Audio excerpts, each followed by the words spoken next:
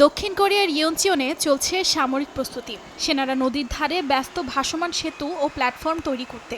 যৌথ মহড়ার অংশ হিসেবে বৃহস্পতিবার দক্ষিণ কোরিয়া ও যুক্তরাষ্ট্রের সেনারা এই অনুশীলন করে। মহড়ার মূল উদ্দেশ্য উত্তর কোরিয়ার রাসায়নিক, জৈব ও তেজস্ক্রিয় হুমকির বিরুদ্ধে কার্যকর প্রতিরক্ষা ব্যবস্থা গড়ে তোলা, সেই সঙ্গে দুই দেশের সামরিক সমন্বয় এবং প্রতিরক্ষা কৌশল উন্নত করা।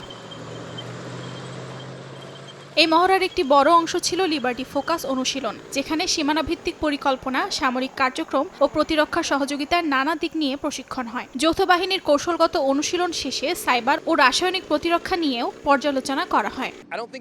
আমি মনে করি এটি যুক্তরাষ্ট্র ও দক্ষিণ কোরিয়ার জোটকে আরো শক্তিশালী করার সেরা উপায়। সেনারা একে অপরের ভাষা না বুঝলেও একসঙ্গে কাজ করে একটি সাধারণ লক্ষ্য অর্জন করেছে। আমি বিশ্বাস করি এটি যুক্তরাষ্ট্র দক্ষিণ কোরিয়া জোটের প্রকৃত প্রতীক।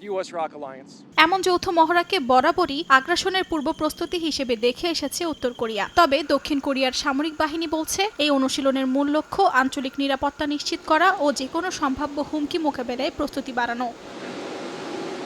6 দিন ধরে চলে এই প্রশিক্ষণ, যেখানে 600 মার্কিন ও দক্ষিণ কোরিয়ার সেনা অংশ নেয়। এতে হেলিকপ্টার, ট্যাঙ্ক সহ 100টির বেশি সামরিক সরঞ্জাম ব্যবহার করা হয়। অর্জিতা সোহেজিন, সময় সংবাদ।